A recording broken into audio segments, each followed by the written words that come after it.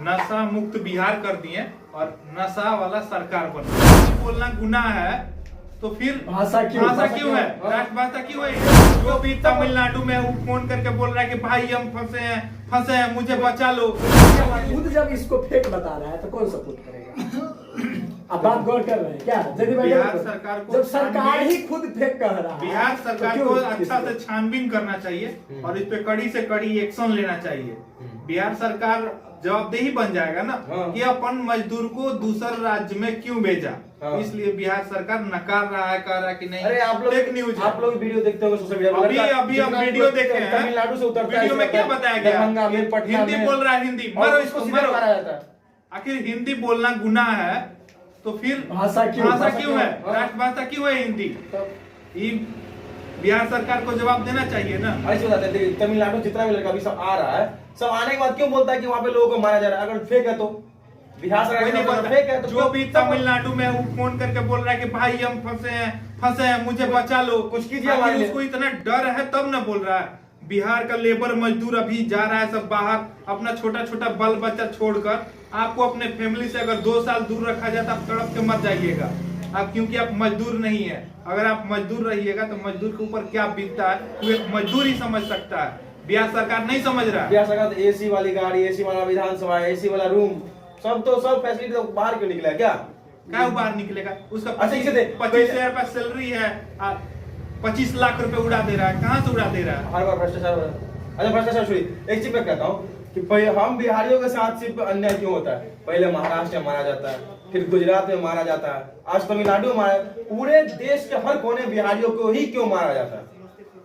देखिए सबसे बड़ा यहाँ बिहारी में ना एकता की कमी है। एकता भी ये सबसे बड़ी चीज है, एकता की कमी है और पीछे खींचने की काम करती है। बस सबसे बड़ा पीछे और जातिवाद को मत बोलो। जातिवाद बहुत बड़ा जहर है। तो इस चीज को ना मानसिकता बदले यहाँ के लोग। इस चीज को हम ज्यादा बात मतलब आगे बढ़ाएंगे और वोट इसमें हम ज्यादा पक्ष देंगे कि सबसे पहले ना आप ये सोचे कि हम क्या है, एक इंसान है, ठीक है। और इंसान के नाते हमारा क्या कर्तव्य बनता है वही निभाए, न जाति न क्या कहते हैं धर्म।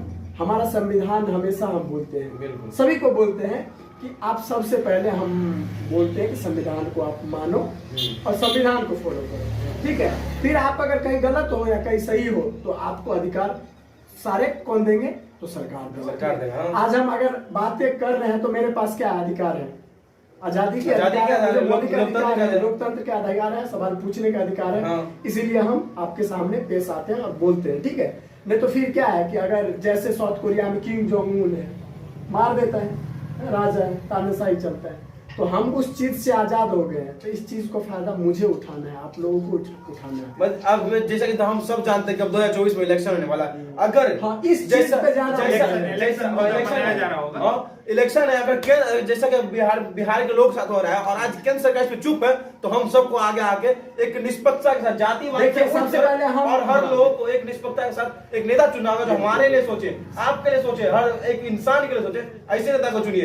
एक चेहरा देख के कभी वोट मत कीजिए। आपके क्षेत्र से कौन है इसको देख के वोट कीजिए। सिंपल में बोलते हैं, देखिए जदी भाई, इस बार जो 24 में इलेक्शन होगा ना, आपको अभी से फुसलाया जाएगा। तो आपसे हम हाथ जोड़ के सारे, ऐसे तो हम ना पॉलिटिक्स में आने की उम्मीद में है ना कभी, एक साधारण सा शिक्षक हैं।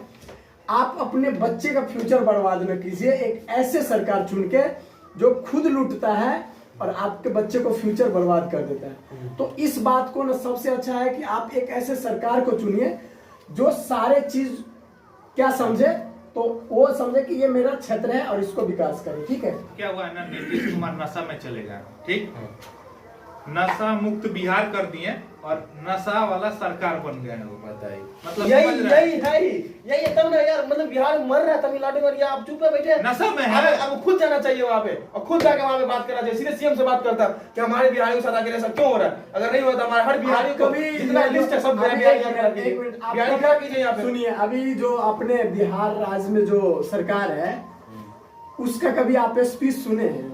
उसका स्पीच से ही लगता है ये फरेबी है।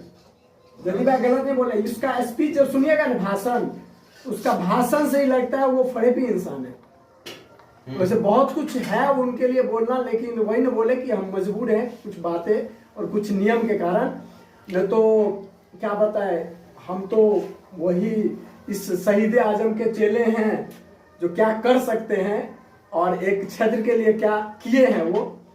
तो सबसे पहला गलती तो आपका है, पहले तो गुलाम था ना, पहले क्यों मरे और मारे, क्यों शहीद हुए भगत सिंह साहब? क्योंकि पहले एक ही अधिकार था कि हमारे पास फंडामेंटल राइट नहीं था, आज हमारे पास है और उसका उल्लंघन किया जा रहा है, और उसका उल्लंघन किया जा रहा है। आप बताइए हमारे देश में जो योद्धा सब शहीद हो रहे हैं, शहीद हुए इसी चीज के लिए और इसी दिन के लिए तुम मतलब आपस में मरो, कटो, भाषा के लिए मरो, जाति के लिए जाति के लिए मरो, धर्म के लिए मरो और रंग रूप के लिए मरो।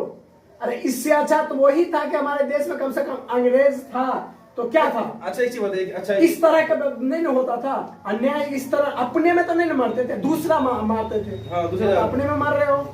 अच्छा एक चीज, अच्छा एक चीज बताइए, एक चीज लास्ट मेरा सवाल है कि आखिर बिहार के जितने भी लोग वहां मर रहे हैं, तो क्या लगता है इससे अब बिहारियों का दिमाग खुलेगा कि नहीं खुलेगा? बाहर जाने से हमारे साथ नहीं खुलेगा, मर्डर होता है, नहीं खुलेगा। ये आप भरम में हटा दे, बिहारी ऐसे ही है, वो इस चीज को जो है ना वो चलेगा, ठीक है। और आज ही नहीं, सारे जगह पे देखिए, अब ये सारे बिहारी के साथ ऐसा नहीं होता, ये गलत बोल रहे हैं आप भी। सारे बिहार, सारे जगह बिहारी हैं और सारे बिहारी के अपने लेवल पे बात होता है। अब अगर ये देखिए रेशियो निकाला जाता है, बिहारी का बिहारी कोई बीमारी नहीं है। हाँ, ये बीमारी बनाए हैं आपने, बनाया है, यहाँ का नेता है, हाँ यहाँ का नेता बनाया है। बिहारी कोई बीमारी नहीं है, एक बिहारी 100 पे बारी सुने है ना, बस इसको मानिए ना। इसी को मानिए। लेकिन वही बाहर अपने में भारी नहीं, अपने पे आप बोला है सकारात्मक में अगर एकता हो जाए, अभी जात पात छोड़ दे तो बिहार नंबर 1 राज्य बनेगा। सारे बोल रहे हैं बिहारी बंद घर पे आके बैठ जाए तो सारे पता तो चले कि कौन सा राज्य की कितना। अभी टोटल बिहारी अपने घर आकर बैठ जाए, बड़ा बड़ा कंपनी ना बैठ जाएगा जो कभी चालू नहीं हो पाएगा। गोरला के यहाँ से ले जाएगा लोग, बिहारी के दम पे पूरा कंपनी खड़ा हुआ है और आज बिहारियों को मारा जा रहा है। बिहारी को मारा जाए, वो मूर्ख है। अगर बिहारी इस चीज को समझ जाए ना तो पूरा सिस्टम ही चेंज हो जाएगा, पूरा भारत का नक्शा चेंज हो जाएगा। अच्छा एक चीज पूछते हैं, बिहारी आप जो घटना हो रहा है बिहारी से हर जगह जाके बिहारियों को मारा जा रहा है, तो क्या बिहारी अब सुधरेंगे? अब बिहारियों को दिमाग खुलेगा? वो तो कभी नहीं सुधरेंगे, क्योंकि वो अशिक्षित लग रहा है कि भाई चलो बेरोजगार हैं, काम। सबसे पहली बात है बेरोजगारी। बिहार में सबसे ज्यादा बेरोजगारी है, क्योंकि यहाँ पे ना कंपनी है, ना कल कारखाने हैं, कुछ भी नहीं है।